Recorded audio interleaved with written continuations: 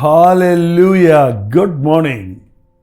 మరొక ప్రశస్తమైన రోజు, ప్రభుదినం. ఈ ఆదివారం యేసయ్య మరణాన్ని గెలిచి లేచాడని గుర్తు చేసుకునే పునరుద్ధానపు దినమున మనమందరము వెళ్ళి సజీవుడైన దేవుని ఆరాధించుకున్నట్టుకు, ఆత్మతో సత్యముతో ఆయన ఎదుట సాగిలపడుటకు, ఆయన్ని ఆరాధించుటకు దేవుడిచ్చిన అవకాశాన్ని బట్టి ఆయనకి స్తుతులు చెల్లించుకుందాం. ఆదివారం అంటే ఒక నిజమైన క్రైస్తవుడికి ఒక పండగగా ఉండాలి. ఇంకా ఏంటి, మీరు పడుకొని ఉన్నారా, పనులు చేసుకుంటున్నారా? రండి, ఒక చిన్న మాటతో దేవుని సన్నిధిలో మన హృదయాన్ని సిద్ధపరుచుకొని మందిరాలకు వెళదాం. ప్రార్థన. పరిశుద్ధుడా, నీకు వందనములయ్యా. దేవుని మందిరమునకు వెళ్ళదు రండని జనులు నాతో చెప్పినప్పుడు నేను సంతోషించి తిని అన్న దావీదు వలె ఇంటిలో ఒకరినొకరు ప్రేరేపించుకొని మందిరములకు వెళ్ళుటకు ప్రోత్సాహపరుచుకొని సమయానికి నీ ఆలయంలోనికి వెళ్ళి నిన్ను ఆరాధించినట్లు ఈ ఉదయకాలములో మాకున్న ప్రతి క్షణాన్ని సద్వినియోగపరుచుకుంటూ సహాయం ఇచ్చాయి. కొన్ని మాటలు ధ్యానిస్తుండగా మాతో మాట్లాడమని క్రీస్తు నామంలో అడుగుచున్నాము తండ్రి, ఆమేన్. మందిరాలకు వెళ్ళాలండి, ఇంట్లో చదివి చూసుకుంటే చాలదండి అని చాలామంది వాళ్ళు అడుగుతూ ఉన్నారు. మనకి ఇది లాక్డౌన్ టైంలో అలవాటైపోయింది. వేరే గతి లేక దేవుడు ప్రతిదీ మూసిన తర్వాత మనం మరింతగా ఆయనకి సన్నిహితులం అవ్వాలని గదుల్లోనే పెట్టి మనకి నెట్వర్క్ మాత్రం ఉండేటట్టు చేశాడు. ఈ అంత గొప్ప దేవుడు అండి. పవర్ కానీ నెట్వర్క్ కానీ లేకపోతే ఒకవేళ వాక్యం వినే భాగ్యం ఉండదేమో కానీ మరి అనేక మంది దైవజనులు ఆ సమయంలో ఒకరు స్ఫూర్తి పొంది ఆ తర్వాత ఒకరి తర్వాత ఒకరు లైవ్ ప్రోగ్రామ్స్ ఇవ్వటం ఈ రోజున అందరికీ అందుబాటులో ఈజీగా ఉంది. ఒక కెమెరా ఉంటే చాలు, చిన్న ఎక్విప్మెంట్ ఉంటే చాలు, ఈవెన్ సెల్ ఫోన్ ఉంటే చాలు, అందులో నుంచి ఇచ్చేస్తున్నారు, ఐప్యాడ్లో నుంచి ఇచ్చేస్తున్నారు, లైవ్ ఇచ్చేస్తున్నారు.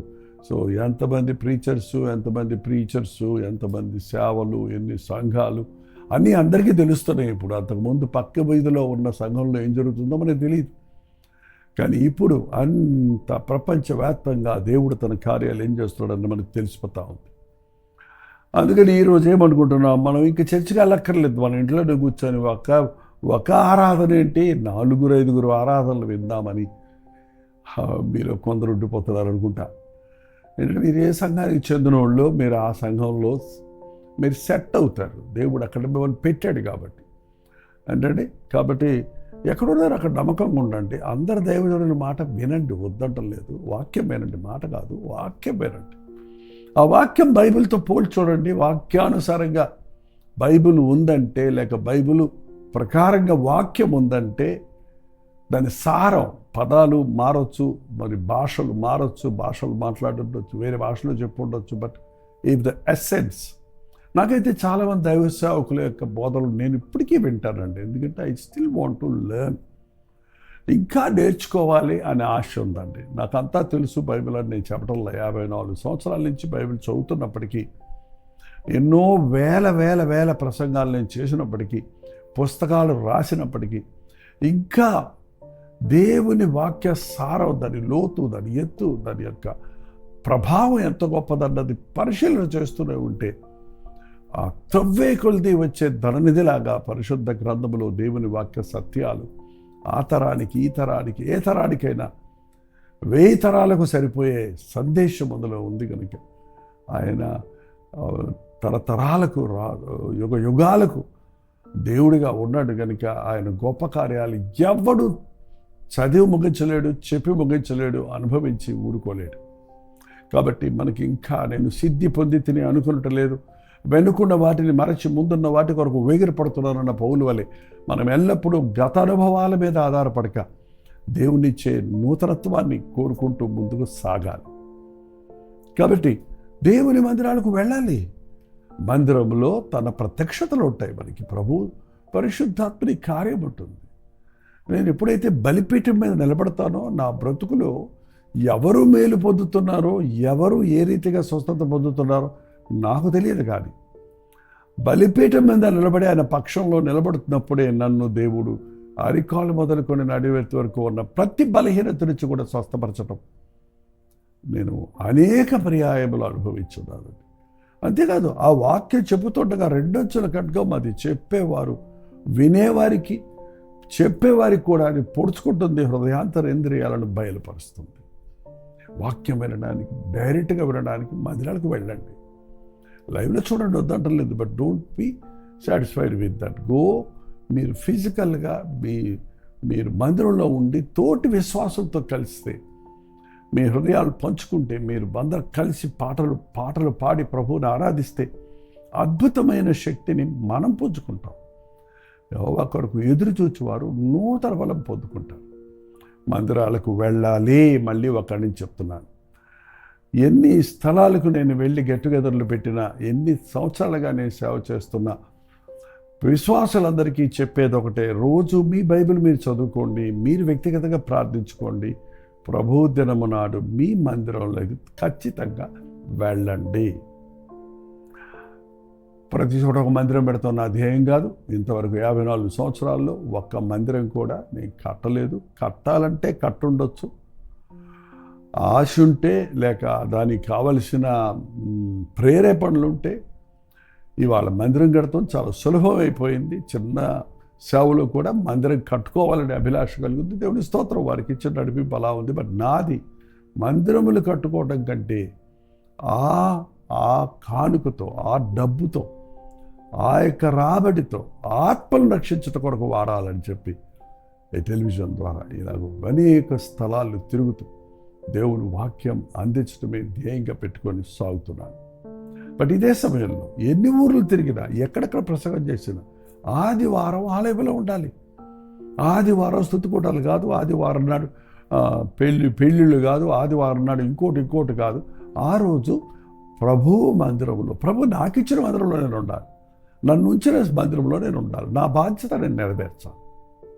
అది మన యొక్క భారంగా ఉండాలి. యేసు ప్రభువే మనకి మంచి మాదిరిగా ఉన్నాడండి.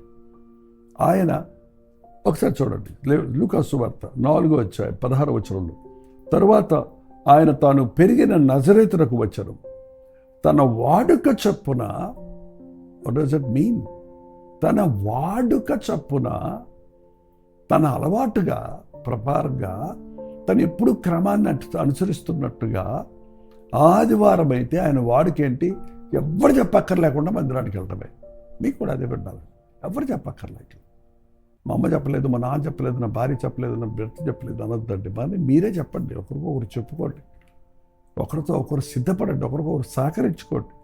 నేను దేవుని మందిరములకు వాడుక చొప్పున వెళ్ళాడు ప్రభు. విశ్రాంతి దినమున సమాజ మందిరంలోనికి వెళ్ళి చదువుటకై నిలుచుండగా ప్రవక్త అయిన యెషయా గ్రంథం ఆయన చేతికి ఇయ్యబడెను. బైబిల్ చదవాలి. మందిరంలో బైబిల్ పఠనాలు ఉండటం లేదు. ఇవాళ ఉన్న 1-2 వచనాలు చదువుతున్నారు. మినిమం 1 అధ్యాయం, మ్యాక్సిమం 3 అధ్యాయాలు చదవటం ఆదివారం ఆరాధనలో ఎంతో మేలైంది. మా బోధకులు గంటల తరబడి బోధించగలుగుతున్నామంటే దాని సారం, దానికి ధననిధి ఏంటంటే, ఇదిగో పరిశుద్ధ లేఖనాలలోని మాటలు పట్టుకొని అవి వివరించడానికి, గంటలు చెప్పగలగడానికి దేవుడు సాయం చేస్తున్నాడు. కానీ ఈ ఆధారమే లేకపోతే నేను చెప్పే ప్రసంగాలకు తలతోకలు ఉండవు, తల ఉండదు, బిగినింగ్ ఉండదు, ఎండింగ్ ఉండదు. దేవుని వాక్యము ప్రకటించబడాలి. ప్రభువే మందిరంలోనికి వెళ్ళినప్పుడు, సమాజ మందిరం అనేవారు ఆ రోజుల్లో. ఆయన శిలువ మరణ పునరుద్ధానాల తర్వాతే సంఘం ఏర్పడింది. అంతకుముందు సమాజ మందిరాలు యూదులు కూడి వారు ధ్యానించేవారు. సో సమాజ మందిరంలోనికి వెళ్ళినప్పుడు ఆయన బైబిలు నిలబడి ఉంటే, ప్రవక్త అయిన యెషయా గ్రంథం ఆయన చేతికి ఇయ్యబడెను. ఆయన చేతికి బైబిల్ పఠనం చేయడానికి అందరికీ బైబిల్ కొనుక్కునే పరిస్థితులు లేవు. అప్పుడు బైబిల్ చాలా ఎక్స్పెన్సివ్. నాట్ ప్రింటెడ్ బైబిల్స్ లేవు. చేవ్రాతతో రాసినటువంటి ఇనప తోలు దట్టీల మీద రాసినటువంటి పాత నిబంధన గ్రంథంలోని కొన్ని 5 కాండాలు మరికొన్ని చిన్న చిన్న పుస్తకాలు ఉన్నాయి. యెషయా గ్రంథం కూడా అద్భుతంగా బ్లాక్ సీ ఎదురుగుండా అక్కడ కుమరన్ ఏమంటారు దాన్ని, మంచిమైన మాట రావడం లేదు, అక్కడ ఒక ఎండలతో కొండలతో నిండిన స్థలం ఉంది. అక్కడ గొర్రెల కాపరి ఒకరోజు గొర్రెలు కాసుకుంటూ రాయేస్తే కంగుమని శబ్దం వచ్చిందట, కొండ పగిలినట్టు. అతను వెళ్ళి చూస్తే ఒక కుండలో ఈ యెషయా గ్రంథం యొక్క ఒరిజినల్ ప్రతులు రాసినవి ఆ కుండలో పెట్టి ఎవరో అక్కడ దాచిపెట్టారు. అవి కనుగొన్నారు. అవి ప్రింట్అవుట్ తీసి వాళ్ళ ప్రింటెడ్ బైబిల్గా మనకు ఉంది. యెషయా గ్రంథం అనేది వాగ్దానాలతో నిండిందండి. కీర్తనలు ఊరటలు కలగడానికి చదవండి, ఊరట కలగడానికి చదవండి, సామెతలు జ్ఞానోదయం పొందడానికి చదవండి, అలాగే యెషయా గ్రంథం వాగ్దానాలు పొందుకోవడానికి చదవండి. ఆ యెషయా గ్రంథము ప్రభు చేతికిస్తే ఆయన ఇలా ఓపెన్ చేస్తే, ప్రభు ఆత్మ నా మీదకు వచ్చినది, బీదలకు సువార్త ప్రకటించుటగా ఆయన నన్ను అభిషేకించను, చెరలోనున్న వారికి విడుదల, గుడ్డి వారికి చూపును కలుగునని ప్రకటించుటకు, నలిగిన వారిని విడిపించుటకు, ప్రభు హితవస్త్రం ప్రకటించుటకు ఆయన నన్ను పంపెను అని వ్రాయబడిన చోటు ఆయనకు దొరికెను. హల్లెలూయా. దొరికిందంట. బైబిల్లో దొరికినాయేమన్నా మీకు? బైబిల్లో వాగ్దానాలు దొరుకుతాయి.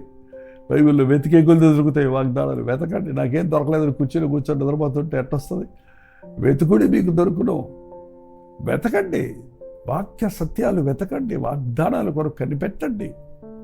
అక్కడికి వెళ్ళినప్పుడు ఖచ్చితంగా ఆయన ఓపెన్ చేయగానే ప్రభువు గురించి రాయబడిన ప్రవచనమే తన నోట చదివి అని ఆయన నన్ను పంపెను అన్న చోటు ఆయనకి దొరికింది. అప్పుడు వారు 22వ వచనం, అప్పుడు అందరూ ఆయన గురించి సాక్ష్యమిచ్చుచు ఆయన నోటి నుండి వచ్చిన దయగల మాటలకు ఆశ్చర్యపడి ఆయన యోసేపు కుమారుడు కదా అని చెప్పుకున్నది. ఆ వాక్యాన్ని చదివినప్పుడు ఆయన ముఖం ప్రకాశించింది. ఆయన చదివింది తెలుగు పండితుల్ని బైబిల్ ఇచ్చి చదవమంటే తెలుగు బైబిల్ చదవలేరండి. తెలుగు పండితులు వాడు, తెలుగులో ప్రవీణులు వాళ్ళు. కానీ బైబిల్ చదవమంటే కామ ఎక్కడ, పొల్లు ఎక్కడ, సున్న ఎక్కడ అనేది, ఫుల్ స్టాప్ ఎక్కడ అనేది వారికి ఉండకుండా చాలా ఇబ్బంది పడతారు. కానీ రోజు బైబిల్ చదువుకునేవారు, ఒక 2వ క్లాస్ చదివిన వ్యక్తి అయినా సరే, మాకు పాస్టర్ గారు ఉన్నారు, ఆయన ఓన్లీ 2nd స్టాండర్డ్ చదివాడు చిన్నప్పుడు అంతే. ఆ 2వ క్లాస్ చదివిన ఆయన పాస్టర్ అయ్యి ఆయన స్వచ్ఛమైన భాషలో ప్రసంగిస్తున్నాడు. బైబిల్ని బాగా చదివి ఇంగ్లీష్ కూడా నేర్చుకుని ఈ మధ్య ఇంగ్లీష్లో కూడా మాట్లాడుతున్నాడు. బైబిల్ చదవడానికి జ్ఞానం కావాలంటే బైబిలే చదవాలి. బైబిల్ని చదవండి, గుణించుకొని చదవండి. బైబిల్ని చదివేటప్పుడు బిగరగా చదవండి. కొంతమంది మనసులోనే చదువుకుంటున్నప్పుడు ఆ ప్రొనౌన్సియేషన్ నీకు రాదు, ఆ పదజాలాలు నీకు జీర్ణం అవ్వవు, అర్థం అవ్వవు. కాబట్టి మీరు బైబిల్ చదువుతుంటే కొంచెం బిగరగా చదవండి. మీ చెవులుకి మీరు చదివేది వినబడేటట్టు చదివితే స్టీరియోగా మీ హృదయంలోకి వెళ్ళి ఆ వాక్యం భద్రపరచబడుతుంది. రోజు మీరు బైబిల్ చదివే వాళ్ళైతే రోజు మీ గురించి దేవుడు చెప్పిన మాటలు మీరు వినగలుగుతారు. ప్రభువుడి గురించి చెప్పబడిన మాటలు చూపించిన స్థలం, వాక్య భాగం ఆయనకు దొరికినట్లుగా ఈరోజు కూడా ఈ పరిశుద్ధ గ్రంథము మనం పఠిస్తూ ధ్యానిస్తూ ఉంటే మన హృదయ స్థితిని మనకు తెలియజేస్తుంది. కొన్నిసార్లు మన హృదయాలు దేవుడితో సరిగా లేనప్పుడు, ఆయన వాక్యాన్ని మనం చదువుకోలేనప్పుడు, చదివి అర్థం చేసుకోలేనప్పుడు, మన కళ్ళు సరిగా కనపడినప్పుడు, మన కళ్ళజోడికి మురుకున్నప్పుడు మనకి చదవలేము. అప్పుడు ఎవరితోటన్నా చదివించుకుంటాం. ఆదివారం ఆలయానికి వెళ్ళేది ఎందుకంటే అక్కడ ఒక దైవజనుడు, దేవుడు ఏర్పరచుకున్నవాడు దేవుని మాటలను వివరిస్తుండగా మనం వింటున్నప్పుడు నీకు యాపిటైట్ వస్తుంది. ఇంకా వినాలి, ఇంకా తెలుసుకోవాలన్నప్పుడు నీ బైబిల్లో తుంగి చూస్తావు.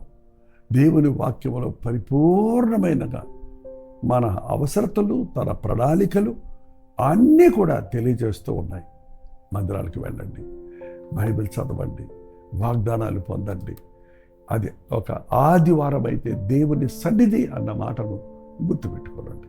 ప్రార్థన. పరిశుద్ధుల ప్రేమగల తండ్రి, ప్రభు దినమని, ఘనమైన దినమని, మనోహరమైన దినమని ఆచరించినట్లుగా అనుదిన ధ్యానంలో ఆశీర్వదించబడుతున్న ప్రతి ఒక్కరూ వారున్న స్థలములలో మందిరాలకు వెళ్ళడానికి, మందిరము లేనివారు నీ సన్నిధిలో తండ్రి లైవ్లో పార్టిసిపేట్ చేస్తున్నప్పుడు నేను దేవుని సన్నిధిలో ఉన్నానన్న విశ్వాసముతో నీ వాక్యం విని జీర్ణించుకొని ప్రార్థించి దీవించబడుటకు సహాయం చేయమని క్రీస్తు నామములో అడుగుచున్నాను తండ్రి. ఆమేన్. మన తండ్రి అయిన దేవుని యొక్క ప్రేమయు, కుమారుడైన క్రీస్తు యొక్క కృపయు, ఆదరణకర్త అయిన పరిశుద్ధాత్మ యొక్క సహవాసమును కూడి వచ్చిన మనందరికీ ఇప్పుడును సదాకాలం తోడయుండును గాక. ఆమేన్. దేవుని స్తోత్రం. మీ ప్రార్థన వసతుల భారాలు 954004 నెంబర్కి మీరు చర్చకొని వెళ్ళి వచ్చిన తర్వాత కూడా పంపించవచ్చు. ఏ టైంలో పంపించవచ్చు. ఇతర దేశాల్లో ఉంటే 91001008 నెంబర్కి పనిచేయండి. మీరు ఇతర దేశాల్లో ఉన్నవారు కొన్ని స్థలాల్లో ఎక్కడ తెలుగు చర్చెస్ లేవని, దరిదాపుల్లో ఏ చర్చి లేదని, వెళ్ళినా కూడా మాకు ఎటువంటి ఆధ్యాత్మిక బలం పుంజుకోవటం లేదని వాక్యమును విని దీవించబడుతున్నామని చెబుతున్నారు. మీ ఈ గృహాన్ని దేవుని మందిరంగా మలుచుకోండి. మీరు, మీ కుటుంబం, మీ బిడ్డలతో పాటు కూర్చొని మందిరంలో కూర్చున్నట్టుగా దేవుని సందులో కూర్చొని మీరు ఆత్మతో సత్యముతో ఆయన్ని ఆరాధిస్తూ వాక్యానుసారంగా జీవించినట్లు మీ హృదయాలను సమర్పించుకోండి. ఉచితమైతే కల్వరి చర్చిలో జరిగే ఆరాధన మీకు లింక్ ఇస్తాం. మా చర్చ్ ఆరాధనలో కూడా మీరు పాల్గొనవచ్చు. మీ చర్చికి వెళ్ళి వచ్చిన తర్వాత పాల్గొనండి. అలాగే 3 గంటలకు హెచ్చరిక, 9 గంటలకు కల్వరి ప్రతి తోటలో మళ్ళీ గడుచుకుందాం. అంతవరకు దేవుని మహాకృప మీకు తోడైంది గాక.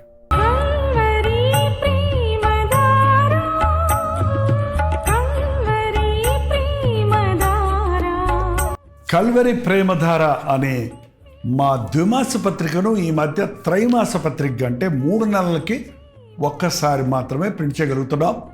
మరి గత 40 సంవత్సరాల పైబడి కొనసాగుతున్న ఈ పత్రికను ఆపు చేయటం ఇష్టం లేక దీన్ని త్రైమాస పత్రికగా మార్చున్నాం. మీరు కల్వరి ప్రేమధార పత్రికను చదువుతున్నారా? ఒక ఉచిత పత్రిక కావాలంటే ఇవ్వాలే మీ పేరు, చిరునామా, అడ్రస్తో పాటు ఇంటి నెంబర్తో పాటు క్లియర్గా పంపించండి. తప్పకుండా ఒక ఉచిత పత్రికను మీకు పంపిస్తాం.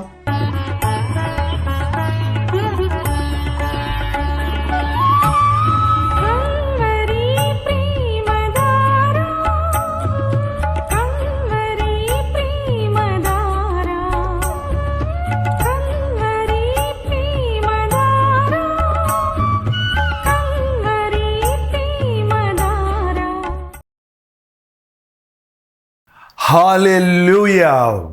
పూనా పరిసర ప్రాంతాల్లో ఉన్న వారికి శుభవార్త. ప్రభుచిత్తమైతే ఈ జనవరి 26వ తారీఖు రిపబ్లిక్ డే సందర్భంగా హాలిడే ఉంది కనుక ప్రభు అయిన యేసుక్రీస్తు నామములో మనందరము కూడి ఆయన్ని ఆరాధించటానికి, ఆయన వాక్యాన్ని ధ్యానించటానికి ఒక ప్రత్యేకమైన గెట్ టుగెదర్ను పూనాలో జనవరి 26వ తారీఖున ఏర్పాటు చేస్తున్నాం. సాయంత్రం 5 గంటల నుంచి 10 గంటల వరకు ఒకే సెషన్. రండి, పాల్గొనండి.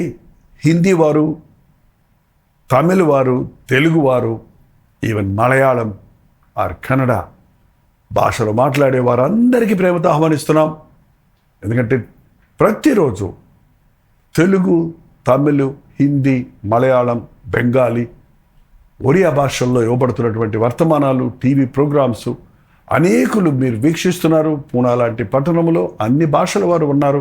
మీ అందరి కొరకు అన్ని భాషల వారిని, అన్ని జాతుల వారిని ప్రభు తన రక్తం ఇచ్చి కొన్నాడు కనుక మనందరం ఏకముగా కూడి దేవుణ్ణి మహింపరచడానికి, దేవుడు చేసిన మేళ్లను గురించి ఆయన్ని ఘనపరచడానికి, దేవుని వాక్యాన్ని నేర్చుకొని ప్రభు రాకడ కొరకు సిద్ధపరచడానికి ప్రత్యేకమైన 1 డే గెట్ టుగెదర్ను జనవరి 26వ తారీఖున ఏర్పాటు చేస్తున్నాం.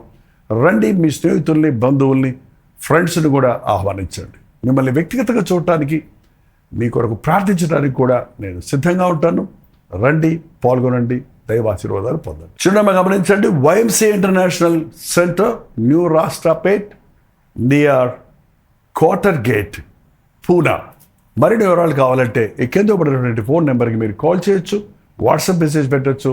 రండి, పాల్గొనండి, దైవాశీర్వాదాలు పొందండి.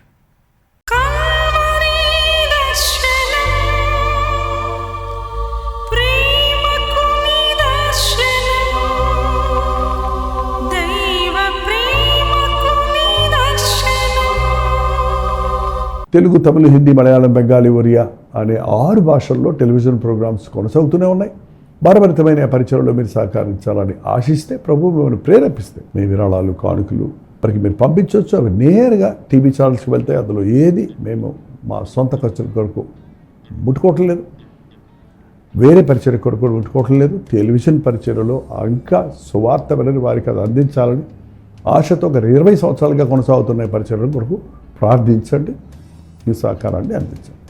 ఈ విషయం మీకు ఇంకా వివరాలు కావాలంటే 89393939 అనే నెంబర్కి మార్నింగ్ 10 నుంచి ఈవినింగ్ 10 లోపల మీరు ఫోన్ చేయండి, వివరాలు మీకు తెలియజేస్తాం.